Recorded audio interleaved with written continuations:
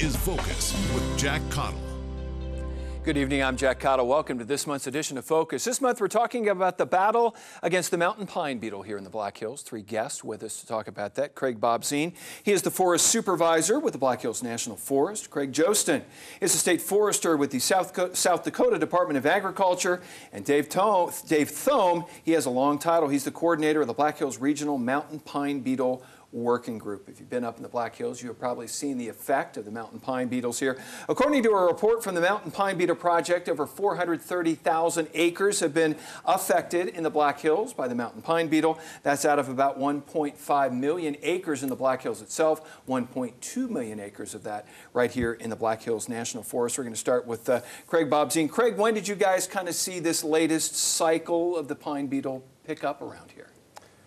The latest cycle started in 1997. It's a native insect, so there had been multiple cycles before in the last 100 years. But this one in 97 has been persistent since then, and we've been taking action to make our forests more resilient to the mountain pine beetle, mostly through thinning, and also reducing some of the fuels to make them less risk to crown wildfire, threatening forests and communities. Now, at what point did the Forest Service look at this and see the beetle, which you said is a native insect, and realize that this is becoming a problem? This is more than just their normal level around here. Oh, well, the buildup continued. I think going from 97 to around mid-2000s, 2005 is when this thing was really starting to build up. And those increases really captured the attention of the Forest Service. We had been steady with that, but also the states of South Dakota and Wyoming, the counties and others, as this continued to spread across the Black Hills, really helped focus our action towards the epidemic and trying to make the forest more resilient to those beetles. And Craig Jostin is with the state of South Dakota. At what point did the state really dive into this full head on? Probably back in around 2005, 2006 is when we really started to notice a problem in Custer State Park. And that's where we focused our initial efforts. We were also helping private landowners back at that time. We provide technical assistance to private landowners on a continuing basis. So as private landowners have problems or require assistance, they can contact our office, and we'll go out and see what kind of problems they have and offer them that assistance. And so we were seeing some of the effects of that prior to that, and we were monitoring the situation, of course, through reports from Forest Health Monitoring. But it was back in about 2005 and 2006 that we really started to ramp up our investments in mountain pine beetle suppression in Custer State Park. Now, Dave Thome, you used to work for the U.S. Forest Service and now the coordinator again of the Black Hills Regional Mountain Pine Beetle Working Group. How did that group come to be, and what was the need for that? In 2012, the Forest Service in the two states, South Dakota and Wyoming, as well as the counties, recognized a need to better coordinate all the activities occurring in the Black Hills. A total of 14 entities came together, including the federal agencies, the two states, and the 7 counties in South Dakota and Wyoming, plus the forest industry, to better coordinate their activities. So they put together a 4-part strategy to suppress beetles and to provide longer-term healthy forests, protect communities, as well as provide for jobs and a healthy forest industry in the long run. So that came together about 2012, and that's when my job started to facilitate that collaborative process. How important is it and how tough is it to keep all of those groups on the same page, especially when they may not always have the same interests in the back end? You must have worked with people a lot because each entity has its own goals that it has to reach.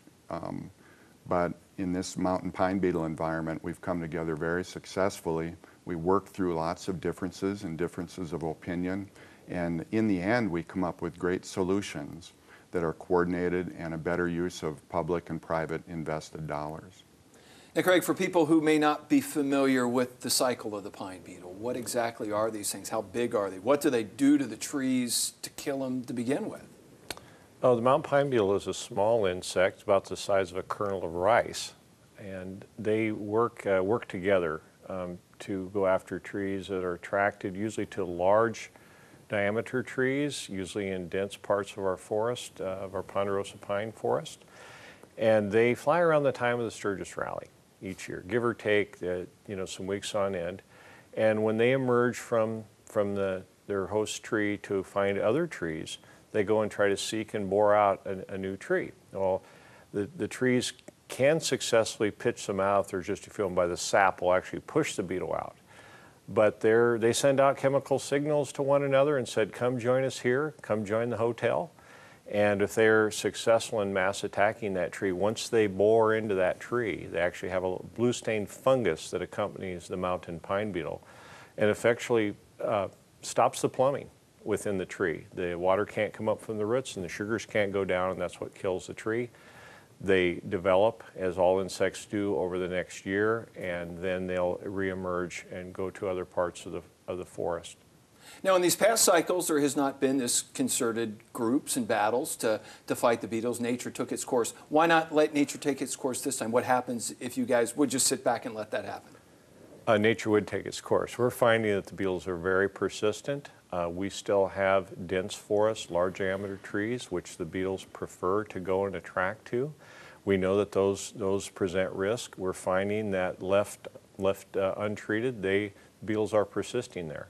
So that's why we key in, why we work together on these areas. We look at our communities, our values at risk, natural resources, public values, and that's where we try to place our treatments to make them more resilient to the beetles, because absent that, we think we'll probably continue to lose large areas of forest to the beetles. Now, Greg, you guys working very hard to stop this spread of the beetles. Where are you at in the fight right now? Are you making progress? Well, our monitoring has shown us that last year we saw a pretty significant drop in the expansion of the beetles. It was dropped by about 50%, which is a good sign and making us cautiously optimistic that we've reached the peak. Entomologists have shown us that historically these epidemics grow at a rather gradual rate, but after they reach their peak, they drop off pretty quickly. So we need to monitor again this year and make sure that that trend is continuing. But we can still expect to see hot spots, and that's what we are seeing. Up in the area between Lead and Deadwood and the Wyoming state line, we still have significant expansion going on up there. There's an area southeast of Custer where we have quite a buildup going on, and so this isn't something that we don't expect because as these populations drop off, we still have areas where we're seeing a lot of expansion. Dave, how much are you guys learning as you go, learning what works, what doesn't work to fight these beetles? The 14 entities in the working group regularly communicate with the scientists involved, both state and federal scientists. And we've adjusted practices over the last 3 years that we've been engaged as a collaborative group. Every year there's monitoring that goes on to look at on-the-ground practices, cutting and chunking, to look at timber harvesting, to figure out the best way to do those treatments, and particularly where to do them, where the investments are best made. We find that if we can do localized areas and keep working in those areas, that we're successful rather than jumping around the whole Black Hills. We find that if we do practices like cutting and chunking, cutting pine trees into little pieces, that we do that in conjunction with a timber sale that treats broader acres, that we're more effective. So we regularly engage science and the practice of on-the-ground work, and it's proving pretty effective. Craig, on the federal level, how has the way you guys approach this evolved from the beginning of this fight up to where you are right now? We really found success working together. The beetles know no boundaries, fires know no boundaries, and as Greg and Dave have shared, that while each one brings expertise and capacity together and with our industry and working closely with our citizens and local government about what people want to see in the forest, we've just found we've really increased public understanding, we've increased public support, we've learned from one another, we've given it our very best to be in the right places with the right tool at the right time. We've monitored and evaluated that, and we've adjusted with that. So I think it's a great model. People really care about the Black Hills, and what I think we found is not just doing the work, but how we go about doing the work together to make the best difference, make the hills just as healthy and diverse as we can. All right, we'll continue our look at the mountain pine beetle when we come back with this month's edition of Focus. I'm Jack Cottle. Welcome back to this month's edition of Focus, talking about the fight against the mountain pine beetle here in the Black Hills. Greg Jostin is the state forester with the South Dakota Department of Agriculture. Greg, the state launched the Black Hills Forest Initiative back in 2011. You said those 4 years have now run out on that. What is the state's involvement right now as far as funding and the state's push to keep this going? Okay. Basically, the governor and the state legislature have continued to fund the mountain pine beetle suppression effort in the Black Hills, even beyond the initial $4 million that was appropriated to assist with private landowners. In fiscal year 2013, there was, 2014, there was $1.95 million appropriated, and this year there was $750,000 appropriated. We were under a little bit tighter budget this year. And between that and using some funds that were left over from previous years, we're also taking an all lands approach now, which expands our capability to not just Custer State Park, but and private lands, but the legislature appropriated funds for an all lands approach, so we can take some of those dollars and use them on national forest lands. Last year, we used that quite effectively to help expedite a timber sale up in the northern Black Hills. It was a situation where the Forest Service could get a sale done in a short time period, but they needed assistance with getting the sale marked. And we were able to utilize some of our marking crews to help get that sale marked, and the sale was sold and harvesting began almost immediately. And the idea was to get all the infested trees out of there before the next flight. So that was an area where it worked very effectively. Now, Dave Thome is with the Black Hills Regional Mountain Pine Beetle Working Group. He mentioned the timber industry. How closely are they involved in this whole effort? Because they certainly have different aims than you guys do, or that the Forest Service or the state does. How does the timber industry work into all of this? They're a critical player in the whole equation of addressing the mountain pine beetle. They're the most cost-effective way to remove infested trees. In fact, they removed about 1 million infested trees over the last several years, and they've thinned, as Craig and Greg have pointed out, they've used timber harvesting equipment to thin about 90,000 acres over the last 3 years, and that not only takes care of beetles, but it creates a healthier forest in the long run. And they do it through private investment that in rare cases it's supported by some additional funds where needed, but they do that job very effectively. So they're a critical partner in a partnership that advocates for sound forest management as well as efficient treatment of the mountain pine beetle infested trees. How does the Forest Service work with the timber industry along with all of this? Well, as Dave said, they've been a great partner for us. Yes, we have a business relationship. They do it on contracts, highest bid, so it's a competitive industry. But they also really assist in how they're flexible, in being at the right places with the right types of treatment at the right time. And so we're very fortunate to have the flexibility and the interest of our industry to work with us to make adjustments as the beetles move around, to adjust some of their areas that are under contract and get the kind of end results on the ground when we're done that meets our environmental plans, meets our specific contractual requirements, and at the end do a quality job on the ground that the public can look, witness, and support, which is really helpful for our long-term sustainability of healthy forest conditions and public support for our forest management. Now, we talked a little bit about the science earlier. We always you see the loggers out there. We see your guys out there cutting trees.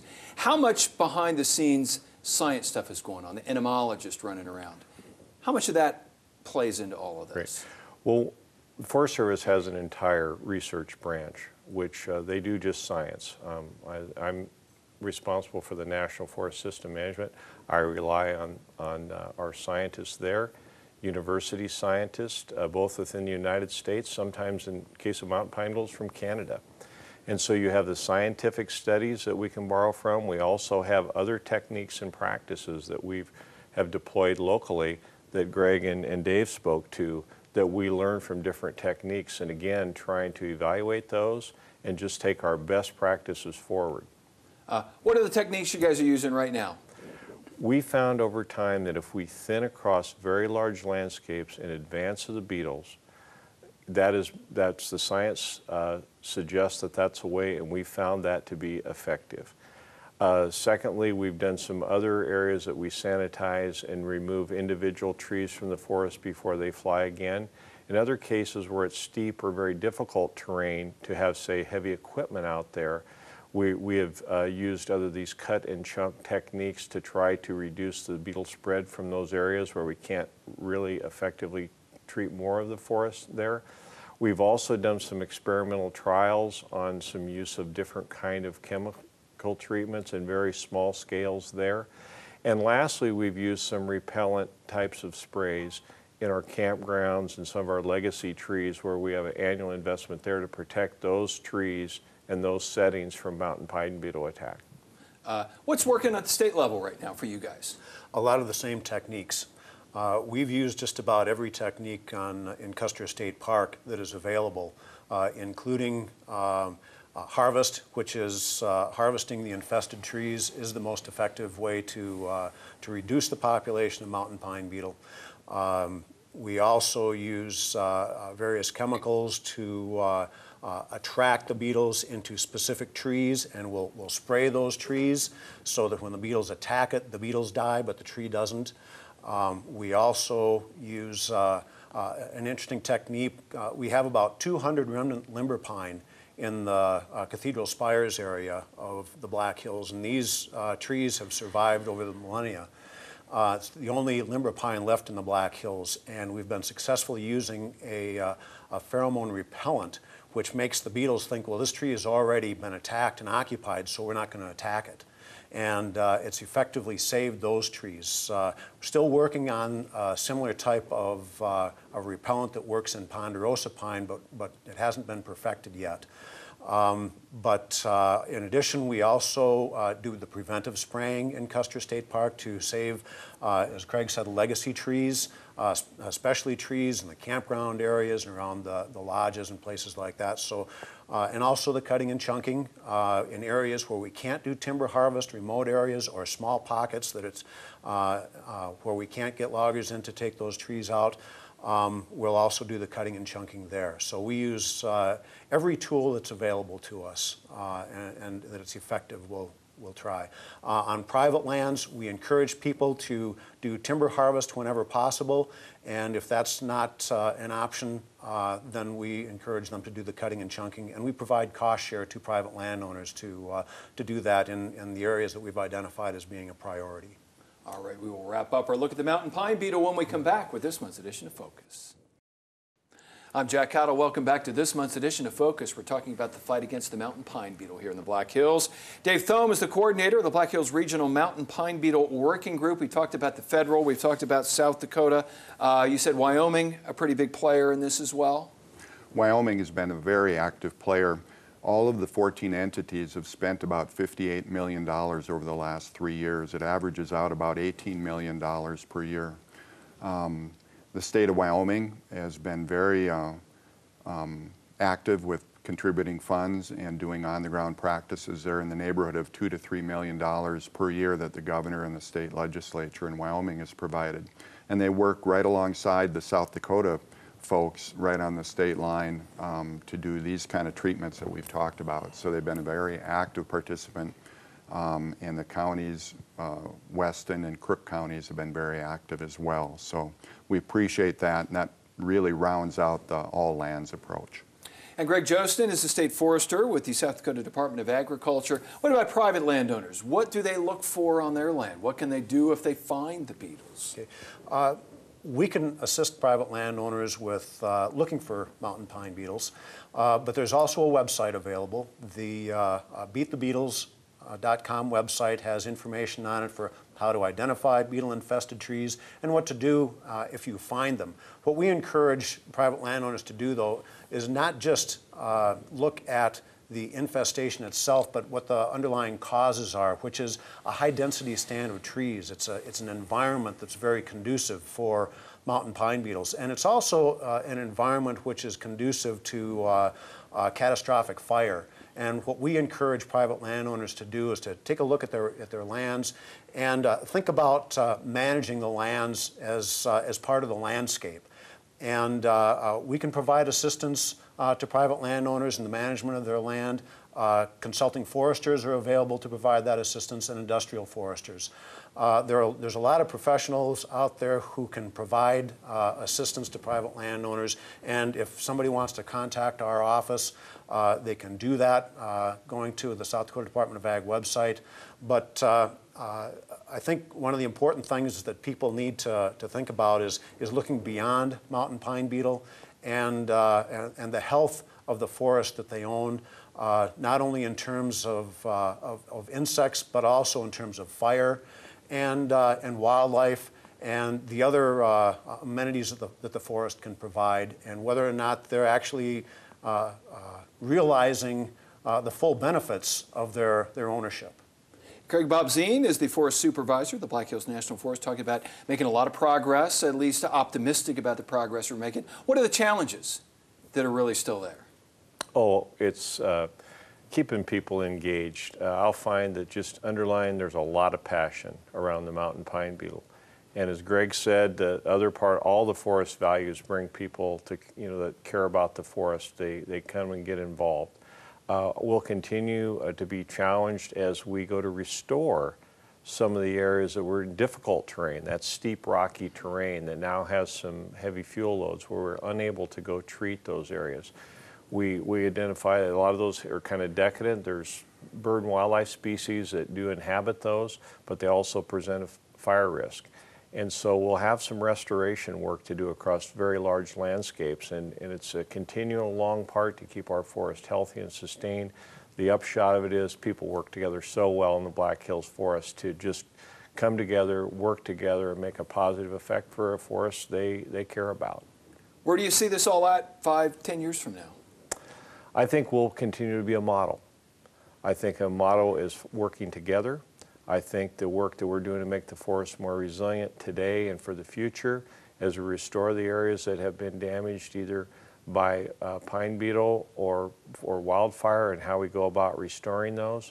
And I think we'll learn from this, and we'll carry that kind of passion forward. Greg, where do you see us 5, 10 years from now?